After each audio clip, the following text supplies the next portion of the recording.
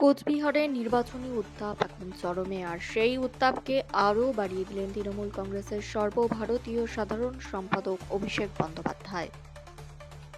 মঙ্গলবার কোচবিহারের আকাশে ভেসে ওঠে একটি হেলিকপ্টার। সরাসরি এভিনশিল কলেজের মাঠে অবতরণ করেন অভিষেক বন্দ্যোপাধ্যায়।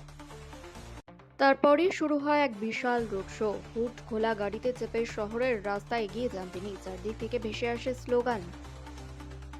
দেখতে দেখতে জনস্রোতে পরিণত হয় কোচবিহারের রাস্তা। রাস্তার দুধারে দাঁড়িয়ে হাজার হাজার কর্মী সমর্থক, হাতে দলীয় পতাকা, মুখে উচ্ছ্বাস। এক নজর দেখতে, একবার হাত নাড়তে অপেক্ষায় ছিল সবাই। শুধু রাজনৈতিক কর্মসূচি নয়, নিজের সফরকে ঐতিহ্যের ছোঁয়াও দিলেন তিনি। কোচবিহারের ঐতিহ্যবাহী মদনমোহন মন্দিরে গিয়ে পুজো দিলেন অভিষেক বন্দ্যোপাধ্যায়। রাজনীতি আর ধর্মীয় আবেগ দুটোকে একসঙ্গে মিলিয়ে এই সফর যেন হয়ে উঠল আরও তাৎপর্যপূর্ণ।